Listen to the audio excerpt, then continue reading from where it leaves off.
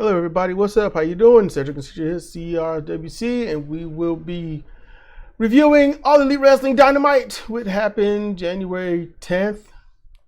And, yeah, so that happened. That was a thing. I was not happy with this show. This is probably going to be a quick review. So instead of doing the review right now, let's do into some answering viewers. That would be a lot better because, in all honesty, let me go ahead and get that graphic up. Boop, right there. That's better than this. That's much better than this. And Cedra is gonna head that up. She's gonna read from the collision reply from Zemo times 92 and stuff because I just don't feel like straightening my eyes. Okay.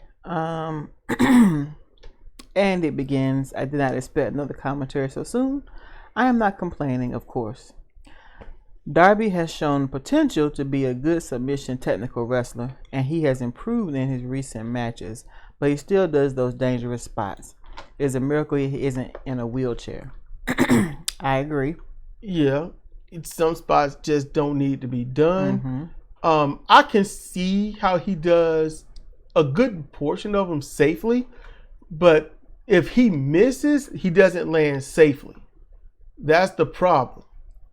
So, I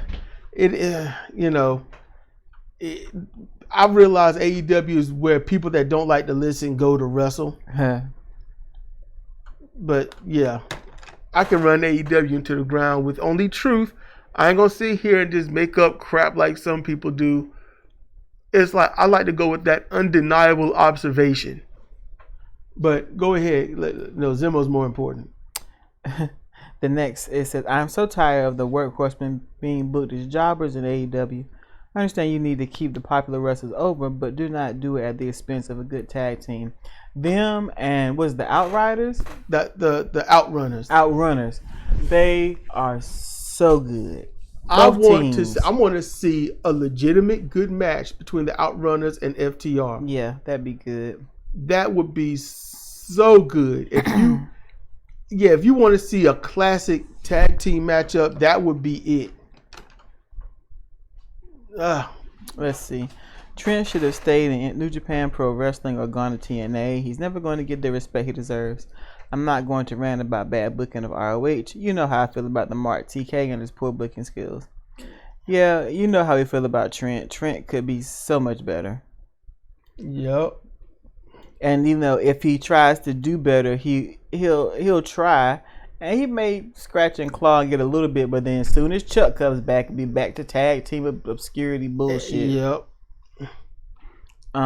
Let's see. I love Jay White, but he does not need Bullet Club. I am bloody sick of Bloody Bullet Club.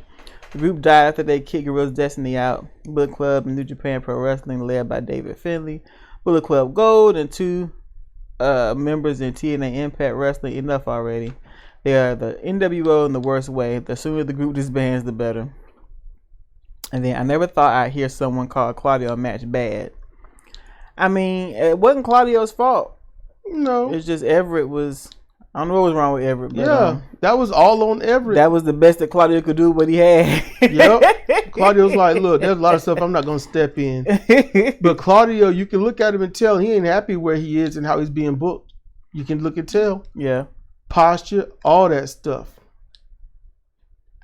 And I love how he keeps his distance from the Outlaw Mud Show NDBS. Yeah. When he has to be in these, I'm gonna bleed and die and pay the price for nothing matches. He keeps himself away from all that. Yep. Like, look at me. My body's a temple. I'm not finna cut myself on. I'm gonna have to say this to Zimbo. I'm gonna have to say this. Maybe it was just bad wording on Zimbo's end, but look. You said you never thought somebody would call a Claudio match bad. Here's the thing. Don't take it personal. Claudio will have bad matches. It takes two to dance. Claudio was a part of it. He allowed the booking. He didn't say, look, I should be doing more important things. He did what he was told to do. And he went out there and wrestled somebody that just wasn't ready for that, I guess, type of crowd or against, maybe he was marking out against, for Claudio. Who knows? But Everett was just short on everything. And I know that man can wrestle. Yeah. I don't know how well he can work, but I know that man can wrestle. But yeah, Claudio had a bad match. It just wasn't Claudio's fault, but he still had a bad match. Maybe Claudio just want to ride out his contract. I think that's where he is. Maybe Paul Levesque is like, we could really use that guy. Because you go from the top of the heap to this. That's gotta hurt. That's gotta hurt. Top of the heap to goon support staff. Yes, you go from making it ain't just making possible millions. He could have been making like 6 figures easy, like 300,000. Okay, and regardless of that, it's the notoriety. It's the exposure to the world, not just on average 830,000 people, where there's really 450,000 loyalists. That's different. Basically Claudio's wrestling for where GCW wish they could be. That's where Claudio is. And it sucks. He had a bad match. It happens. It's hard to have a good match in a company that doesn't know what anything is, and people get to do whatever they want without question. So that's all it is. But go ahead, because Tony Khan ain't going. When people can see what I see, Tony might start getting numbers a little bit lower than what's already there. And plus, I'm gonna say it again: there's more people watching AEW than what the ratings are telling you. They can start off, it might say it starts off at 1.1 million, and then after a certain amount it drops to 890,000, and then drop to, there's at least 300,000 people watching online easily. Yeah. And they don't stop watching, but they're not going to sit there and pay $100 some or $200 some a month to watch a show. That's just silly. So paid TV is going away. Streaming, subscriptions and whatnot, that's going to be the new thing. It's starting. We're at the birth of it, but we're not at its zenith before the next. We hadn't even got past the opening. So there's more people watching than what those TV ratings will always say. Go ahead. Go ahead with what Zimmo had to say. Okay, House of Black is the most underappreciated group in wrestling. Oh, yeah, sorry, Zimmo. It's just that this is the most arise that wrestling has gotten out of me. You're doing it. So thanks, because I had no life in me. I just didn't give a damn. So this is my high point. Okay. Plus, I'm going off 6 hours of sleep, and I don't know what's going on with me. But go ahead. Go ahead, girl. House of the Black is the most underappreciated group in wrestling. The only highlight of the AEW run was their reign as 6-man champions. Their match with FTR was very good, though I am not surprised considering their skill. I agree with you, damn it, Zimmo. Tongue stopped working. House of Black is great, and you really didn't get to see it until they became the 6-man champs. I love that they one more time to mess up Zimmo's name, and I'm leaving you. You are? Yep. You want me to pack your bags for you? But they say I was leaving the house. It's warm in here, ish. It's kind of warm. It's just windows freezing.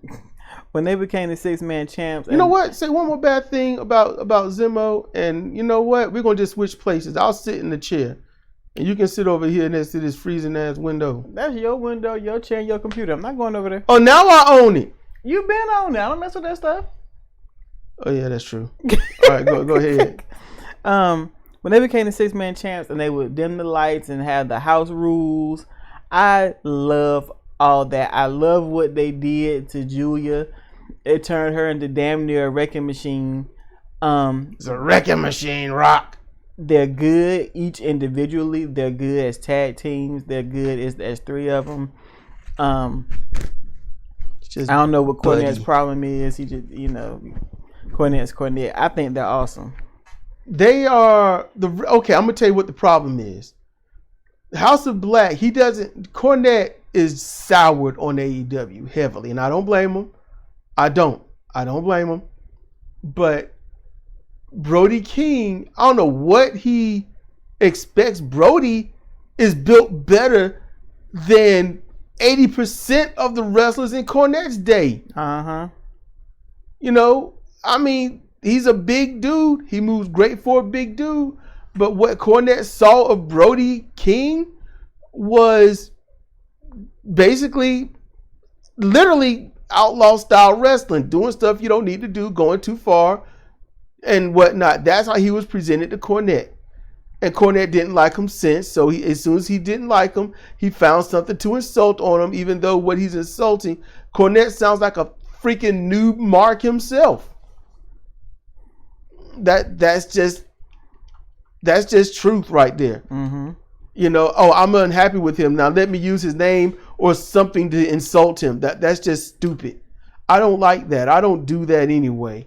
But because of that, and because of how all three of them behaved with just doing everything in every single match and none of it making sense because the finish won't really a finish, you know, kicking out of everything, you know, it's soured. And yeah, it soured me too. I'm not going to lie, because if you kick out of everything, then what can somebody do to you to beat you? And then when you do lose to something, if someone else do it, then why don't you lose to it then? So yeah, there's got to be some logic here and there. That's why Cornette is the way he is about that group. And I get it, but I can see the great potential. As even Cornette said, I don't look at somebody for what I see them doing. I look and see the potential of what they can do, which he has failed to do himself. And if he hasn't failed, he don't let us know. So, you know, when it comes to House of Black, I don't listen to Cornette. I just think everything he's saying is wrong. That's just me, though. Yep. I'm in agreement. But that was the end of Zimmo's comments. Zimmo had some good comments, and we welcome them every single time. That's why she was getting thrown out the house, because she made a mistake. Say what? Yeah, you got to get thrown out. No. Yes, midnight. I like to see that happen. That gives you a state of execution of about an hour and 40 minutes. That gives you a state of execution about an hour and 40 minutes. Overruled my butt. You're going to have quite a task throwing me and my butt outside. You're going to just have to get out. It's okay. Nope. We'll do it amicably. You'll do it amicably when you're getting kicked outside. I can't get kicked outside. It's cold out there. And the grass was quite crispy. No. I ain't got nothing to do with that. That's all you. So let's see. Let's get into it. So this is the Dynamite review, everybody. And I'm going to speed through this because it was just abysmal. They opened up talking about Brody Lee and talking about, you know, the titles he's won and stuff when he got to AEW. And I was like, he did that? I just don't remember. We weren't watching it. I was watching it. You won't. Well, we watched the first episode or whatnot. It was kind of like, what is this crap?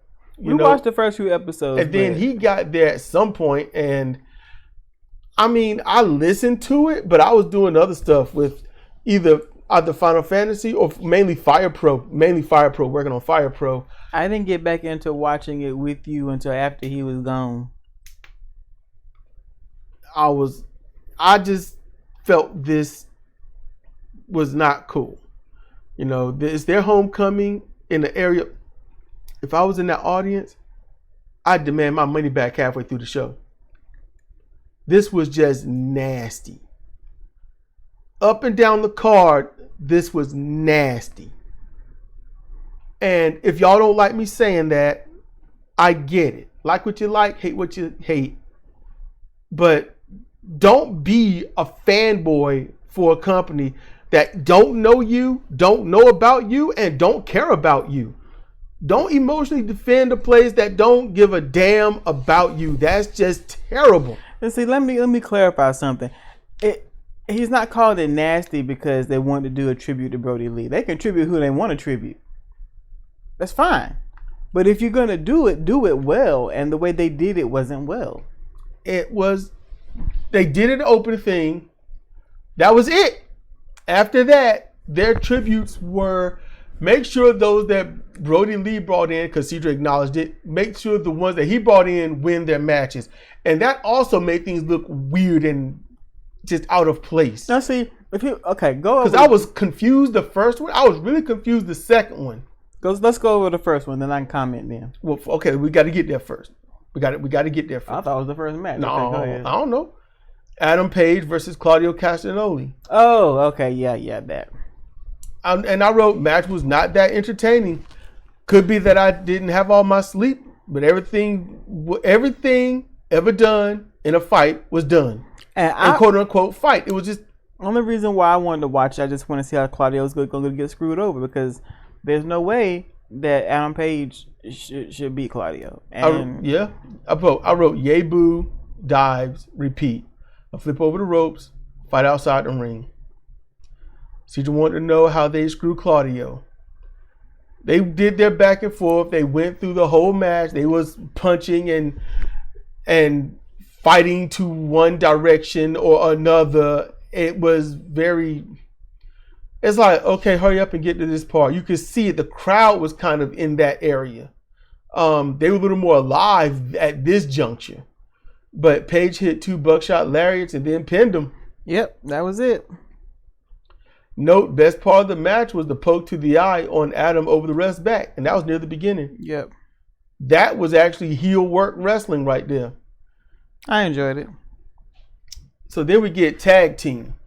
Orange Cassidy, Preston Vance, Dustin Rhodes, and Adam Copeland. What? Made no sense. And I'm still used to Preston Vance being the bad guy. So I'm like, why is he on that side? Now remember, Roosh is a good guy right now, such that he is, because everyone's all dogs. Yep, everyone, they're all dogs. But then they went over it talking about, Brody brought, handpicked and brought Preston in as 10, yada, yada. And so when Vance got in the ring, he had Brody on his fingers. Yep, and so they're going against the Mogul Embassy. So Lance Archer, who I thought he was, I thought Lance was with the Righteous. But he is with the Righteous. He's not with the Mogul Embassy.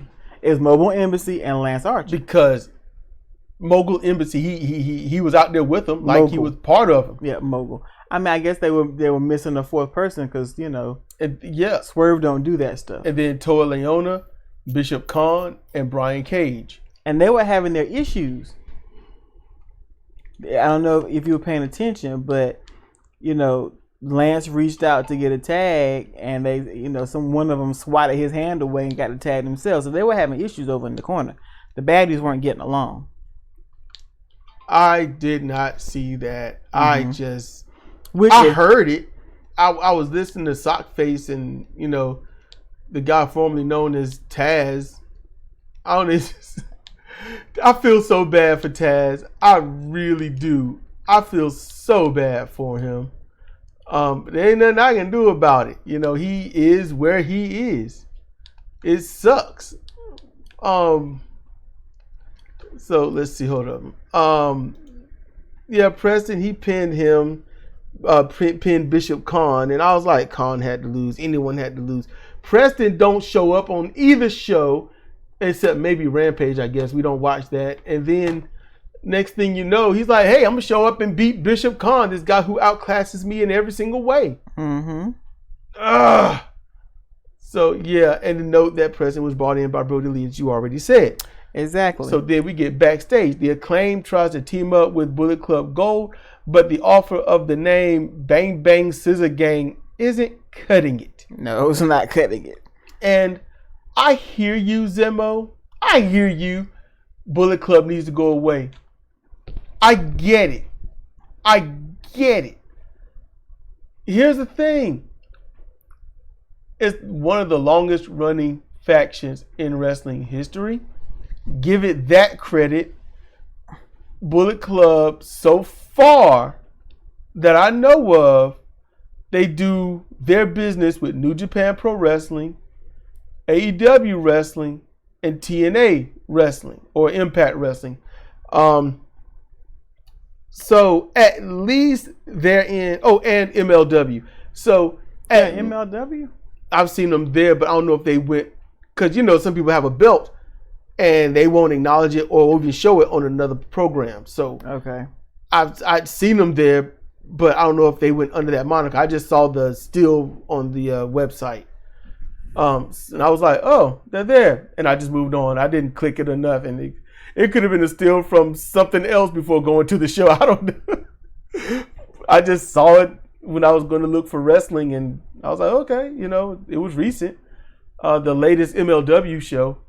I haven't watched it, and I just don't watch it because it's always out of sync. So I don't think Bullet Club needs to go away. They just need their mojo again. They need an identity, and they don't have one. That's the problem. Now, I admit, I'm right there with you.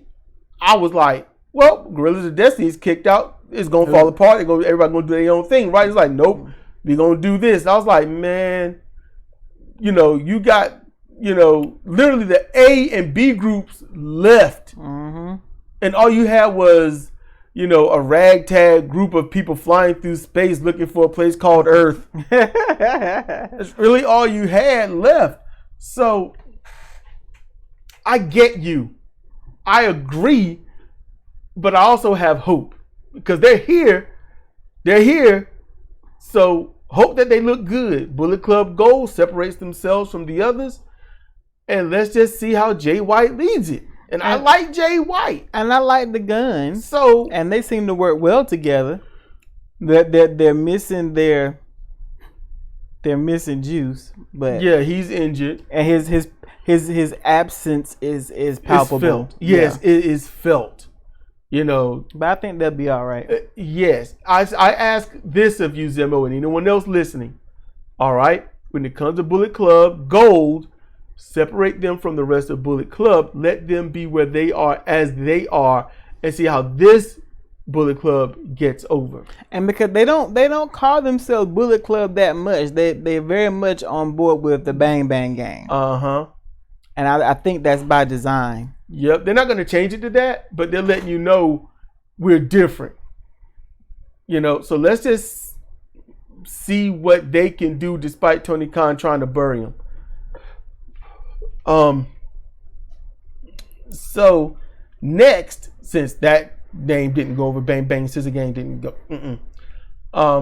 Samoa Joe, he comes out, he cuts a great promo holding his new belt, shiny, beautiful belt. Then he's like, who's gonna come out? Because he's like, look, stop all your whole mouth on Twitter.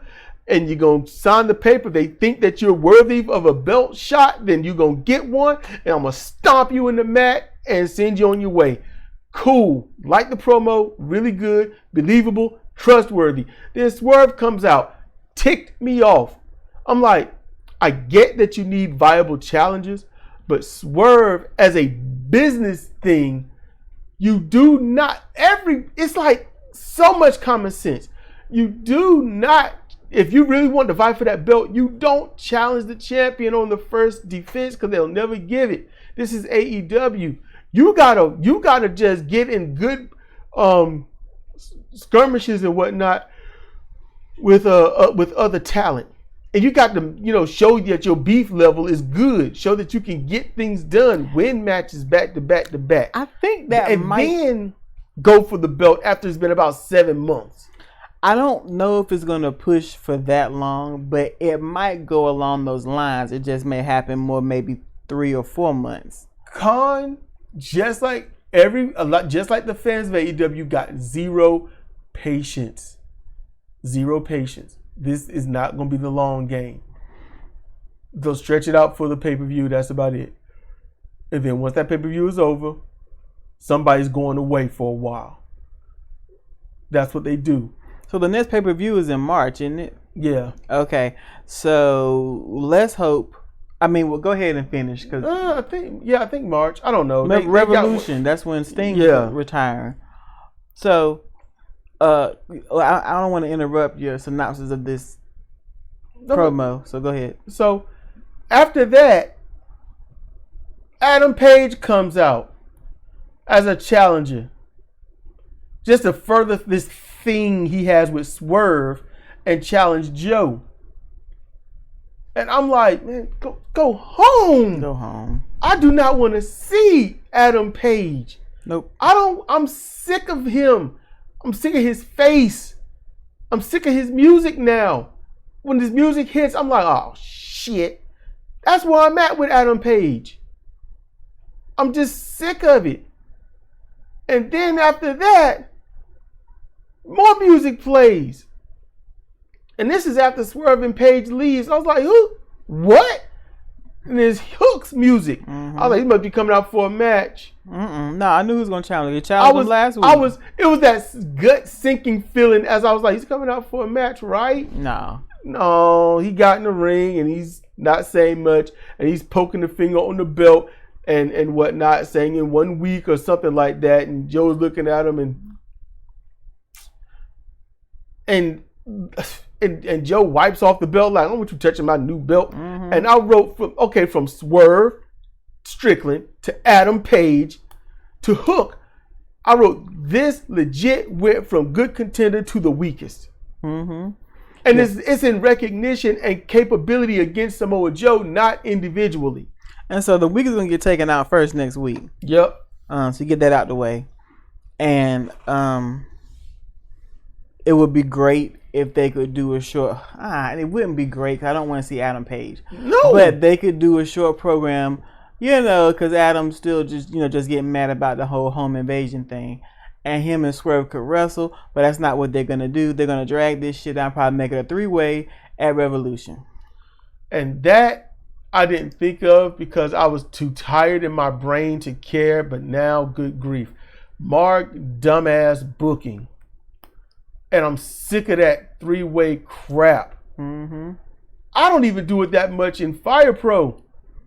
The multi-person match is oftentimes the Master of 4, and that's once a month. If you're gonna do 3-person, it needs to be elimination, and they never. No one does. No one never does elimination. No one does elimination. I do not understand it. Cause they dumb. They dumb. And plus, if you do 3-way elimination, it's like, okay, these people were beat. But if you do it as in one fall to a finish, then that means the one that wasn't beat can say that they won't beat, yada, yada. But the problem is they don't even do that. They don't do that. If you're not going to utilize that particular nuance of that kind of match, then just don't have it. How about that? Just don't have it. Do that. That would be beautiful. Just don't.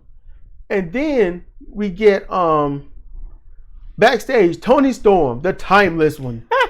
She belittles Mariah May, who asked her if she's seeing her match. She was like, I didn't see a single frame. Did you do an arm drag? Fantastic. Like, oh my. Cedra and I, we had to pause it because that was hilarious. Yes.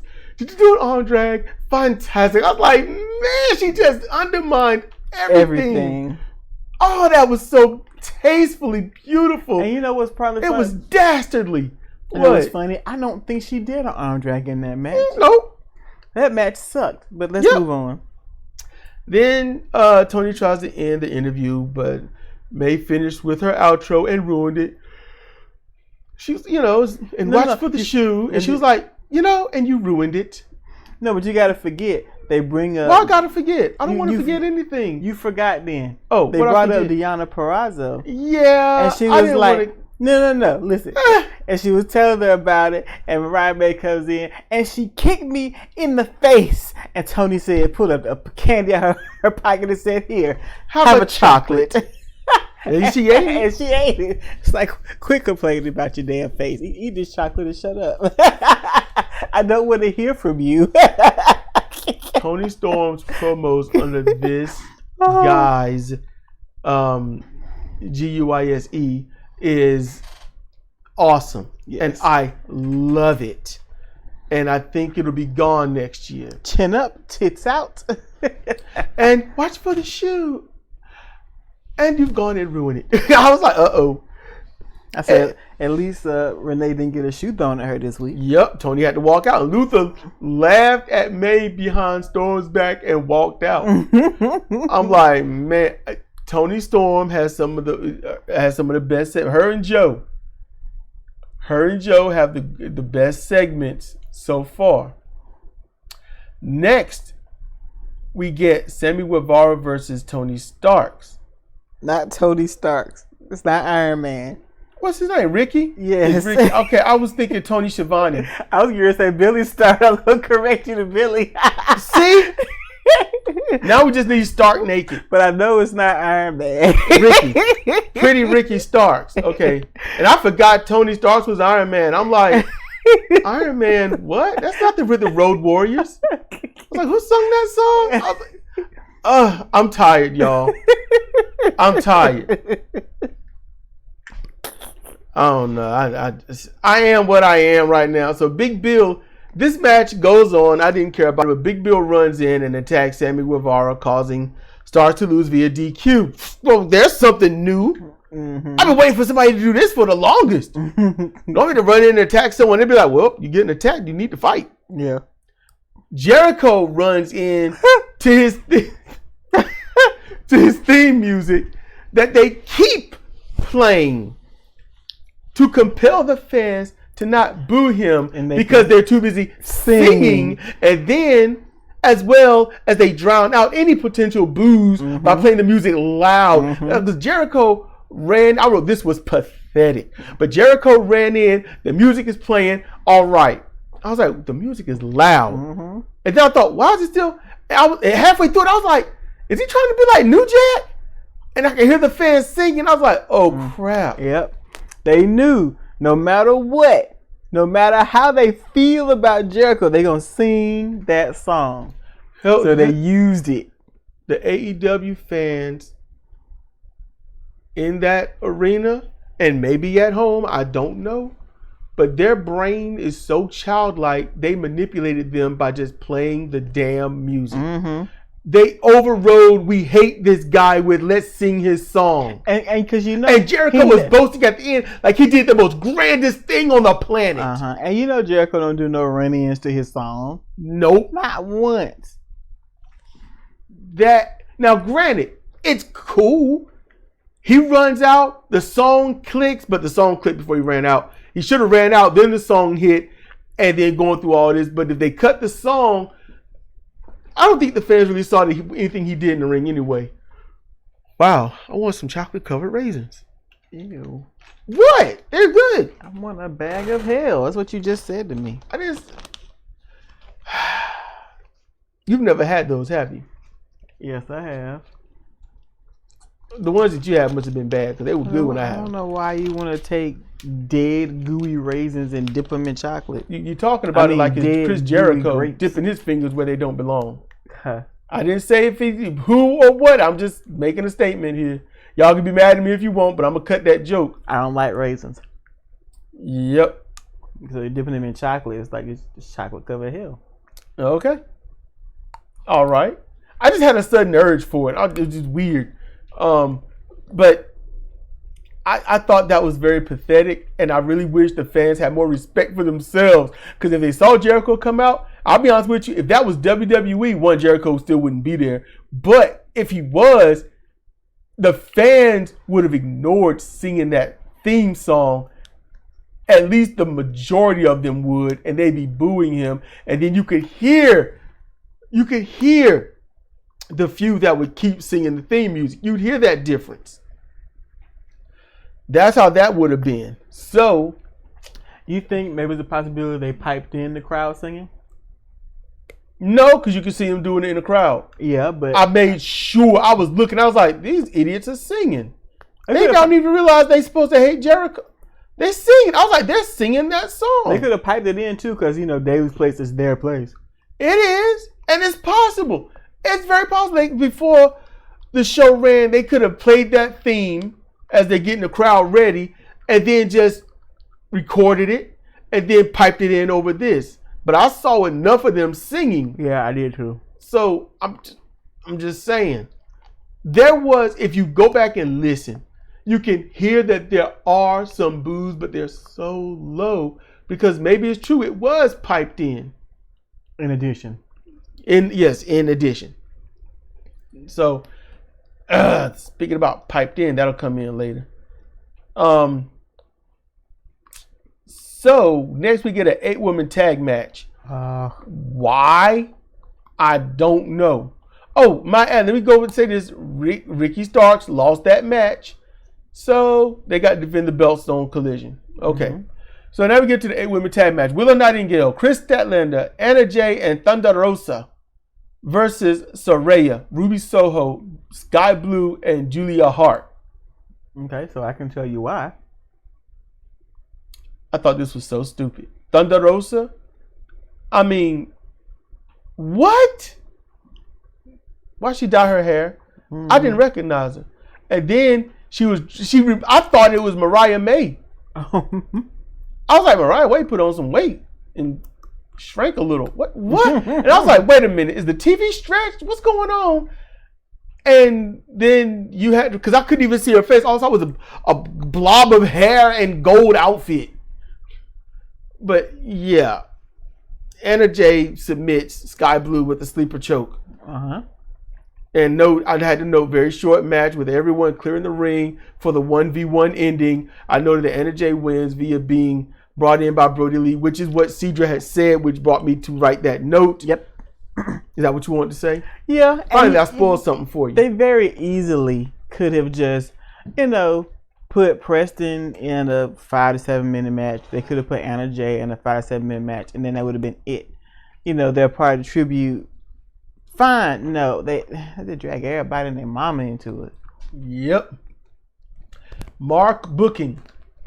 Let's throw everyone in the match so that everyone has something to do. Yay! You know what?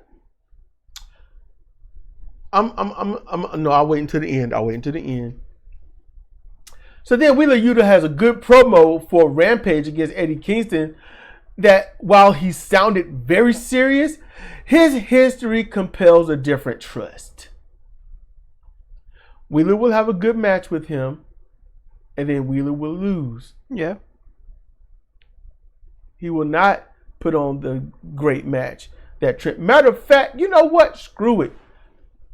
Let's watch Rampage this week. Okay, we'll see what it does. We'll see what all of Rampage is and see if it's worth it. They say he's been on a 9 Rampage streak. Whether we like it or not, he beat Shibata, sent him on his way, kicked him in the balls, solidifying heel status. He hasn't been at the he's right. The rest of BCC did lose to Eddie. Yep. And he wasn't there to get whooped up on. So, okay, all of his points were valid. I will give him that. So let's check out Rampage. I gotta say, at least the Continental Classic was all heavyweights. Yeah. I'm gonna give it that. Okay. Then the Undisputed Kingdom comes out to the ring. Roderick Strong versus Brian Keith. And I was not annoyed until I saw the crutches bringing up the rear. Yep. Like the music.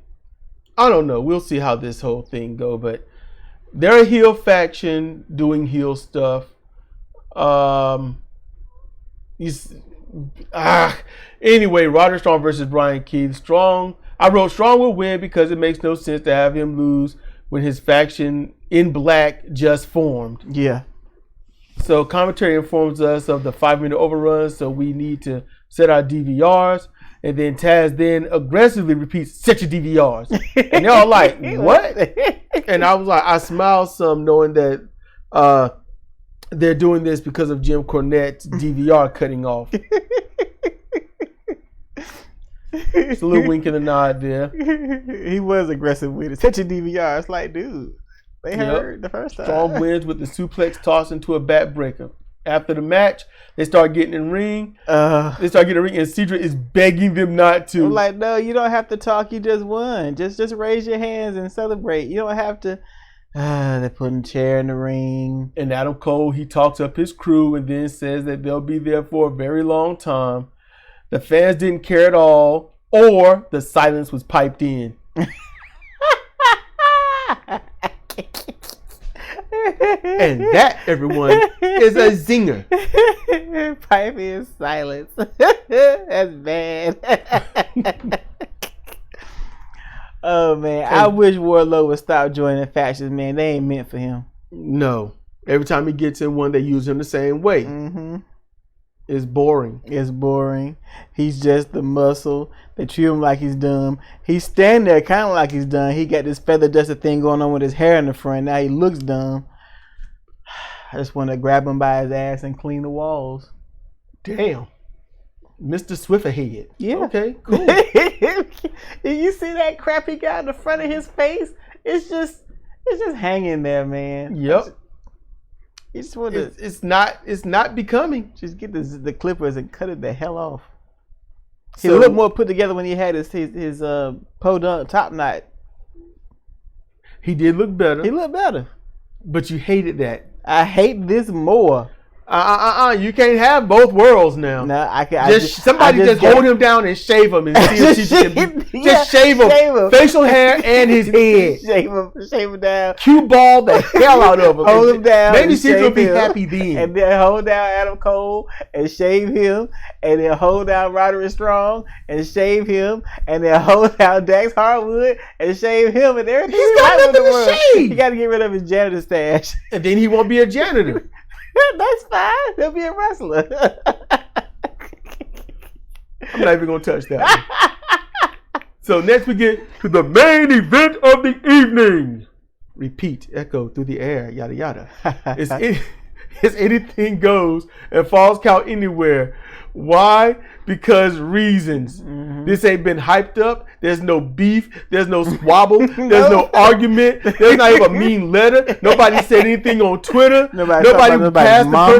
person. Yeah, no mama talk. No one bumped a shoulder in the hallway. Nothing happened other than, you know what? It's cold outside. And we can agree that we don't like it. Anything goes. Falls count anywhere match for nothing. So the man, Ric Flair, comes out to second Sting and Darby Allin. So it's Sting and Darby Allin versus, and I'm like, who? Brrr. Okay, Powerhouse Hobbs and Konosuke Takeshita. And I'm like, what the fuck? I wrote it as it came. This is deep level bullshit to have this team lose to Sting and Allin. Yep. Why not have Sting and Allin beat lesser people midway through the show instead? Yep.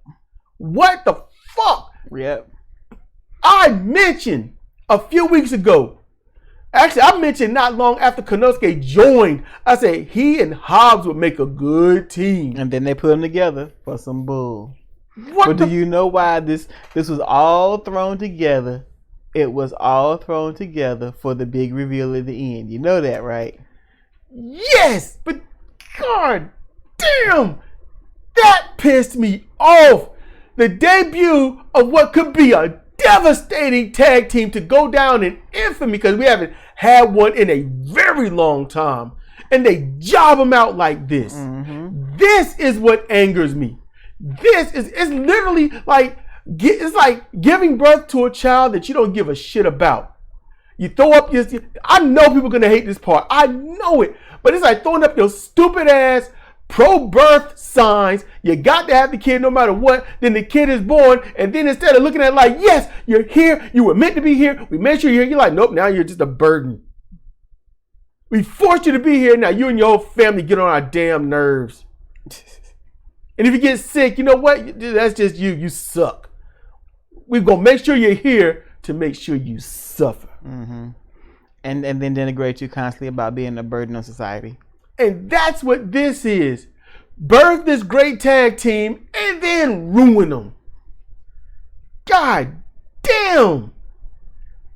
This is when you want to sue for criminal malfeasance. Yeah. Lock Tony Khan up.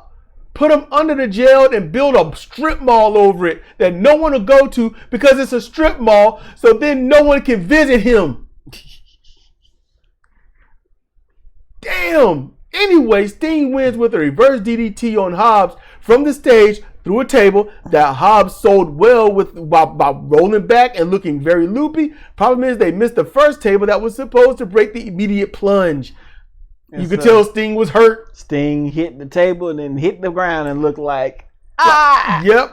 Like, oh my Lord. Oh my Lord. He got reminded of why he's retiring. Yep. Tony Baker comedy, baby chick.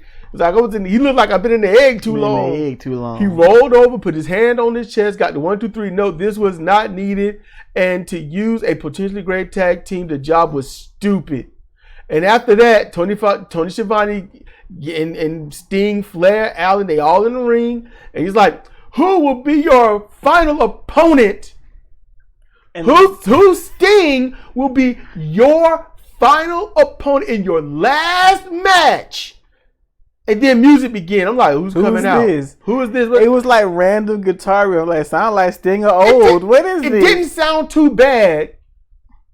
But yeah, it did have a kind of a rift in there. Mm-hmm. Damn. It kind of had that. Just get in there and shred the guitar and see what happens. And then it changed over and I was like, oh. And then the Young Bucks come out to that new music. The crowd doesn't pop at all. It's more like, well, they here. Mm-hmm. And they look stupid. They went and grew some thinly cut facial hair. They look like underweight Mario Brothers trying to look adultish. They need to be shaved. And the crowd didn't give a damn. And then, for what seemed like an eternity, the Bucks was standing on the stage. Sting and Allen standing in the ring. Schiavone standing in the ring. Ric Flair standing there. Either fuck or leave the room. Just standing there with the Young Bucks music playing. And the Taz is like, they really look different. They've gone through a change. No. They're standing looking like douchebags like usual. And then eventually, at some point, they walk away and their music is still going. Oh, Sting's the one retiring. At least start his music up. And just like a douchebag, grab him by the throat and squeeze the water out. Or the vinegar, or whatever you want to put in there. But they're not recommended because they cause more harm than good. See why douchebags are not used anymore? Tony Khan. Don't use douchebags, Tony Khan. They hurt things that people love. I'm going to close out with this. I'm going to point out exactly what Tony Khan has done with AEW, and you cannot deny this shit. Here's what it is. Yes, it's all his e-fed from when he was a child. No problem with that. He didn't know how to book then, and he's proving it. But he's an e-fedder. Okay? I'm an e-fedder. And I try to... Look, see our Fire Pro? Straight up, no BS. We got aliens in it. It's intergender. Yep. But when it comes to the pro wrestling, when it comes to the combat, that is sound. You'll never be able to put up a good argument towards me about that. Be like, your wrestling, nope, that wrestling is sound. MMA, it is straight up proof of straight up pro wrestling, of everything that it was meant to be, designed to be, and can be without the garbage in it. That's what I did. Tony Khan is like a lot of other e-fedders. This is going to be my Sting for this guy. This is going to be my Ric Flair. This is going to be my John Cena. This is going to be my Undertaker. Don't look like them, but they're going to have some of their moves because they're like them. And so he took his e-fed, got it on TV, is having fun, and he's like, I want to be like WWE too. So he got his Dynamite, which turns out to be his Raw. He got his Rampage that was supposed to be more like his SmackDown. But then when the prospect of Collision showed up, Rampage took a back seat and he bought Ring of Honor but didn't know what to do with it. All of that was coming around at the same time. When we are appraised of it to know what's going on, that's different. But a lot of that was happening around the same time. And he got Collision under certain stipulations. Rampage took a hit. Ring of Honor, no one knew what was going to happen with it. So then he decided, I know Dynamite will be Raw. Rampage will be something for people to do. Collision will be SmackDown. And Ring of Honor will be NXT. And everyone on Ring of Honor that proves themselves great to an extent will bring them up to the main roster. That's what he's done. And that's why people, if they see that, then they're like, why am I watching this show? If they see that, you're just trying to be WWE with lesser people, buy their talent. Tony Khan spends more money on talent than he does almost on the business, than he does, by and large, making it. If Tony Khan reversed that and made more money, well, I mean, we just get what we got anyway, right? He needs to be cut off. Daddy needs to stop giving him money. That's what needs to happen. Daddy needs to stop giving him money. And I promise you, Tony Khan's been working on getting AEW publicly traded, because that's where a lot of money will come in. And if it did get publicly traded, I promise you, I'm going to buy stock. And I'm going to give it about 3 months before I sell the shit out of it. That's exactly how that would work. But Tony Khan is just an e-fetter ripping off everything that he can, that he likes, without any knowledge on what wrestling is or will be. And I'm telling you now, there's a good chance that at some point he's going to want a booker. And when he does get said booker, he's not going to go to the people around him. I've got the strangest feeling he's going to go to someone whose name has become relevant again, only because this person hasn't shut up. And that would be Vince Russo. And I listened to them read from that book of his. And I can honestly say, for once, the emotion hit where I honestly hated Vince Russo. I've been annoyed, disrespectful, didn't like it, because I saw, the fans saw, and we didn't like TNA. We didn't like how Raw had turned into just what he was trying to go for. But hearing what he really wanted, now that is the ultimate E-Fed mind from back in the day that don't exist anymore. It don't exist. Back then, E-Fedders probably had it in their mind. They could have made it, they did it. But if you listen to it, you'll be angry. But AEW,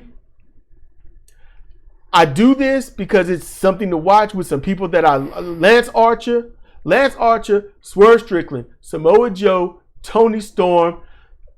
Honestly, right now, Sting, a bit of Darby Allin, Eddie Kingston, Takeshita, Hobbs, Hook, and some others.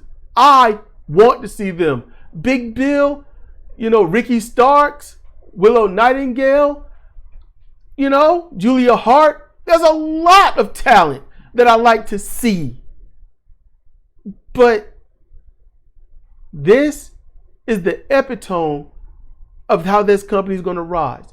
This is the best you're going to see, and it's only going to get incrementally worse. Because Tony Khan does not have a vision. He doesn't know things, and he only cares for what looks cool and what he would do with his E-Fed instead of what's good for business. Because when you don't feel the pinch in your pockets, you don't have the urgency to fix it.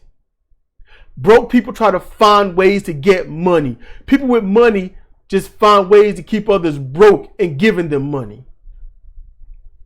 His dad gives him money, so he ain't got to worry about it. He just doing what he do. That's the balls truth about AEW, Tony Khan, and all that. I don't begrudge the wrestlers. I begrudge the promoter, because the promoter is the one that says what should and shouldn't go, what should and shouldn't happen. How you gonna make my company look good? And Tony Khan don't have it. So there's my rant. I know that probably turns some people off, but hey, I had to get that out. If you got a rant somewhere and you want to rant about something, link it to me in the comment section. It will be seen. I ain't gonna delete it. I'm probably gonna click on it and listen to you. So there you go. This has been Cedric Cedric for CR Wrestling Commentary, answering viewers and our review of AEW Dynamite. And with that, y'all be good, be warm, be safe, and we'll see you next time. Bye.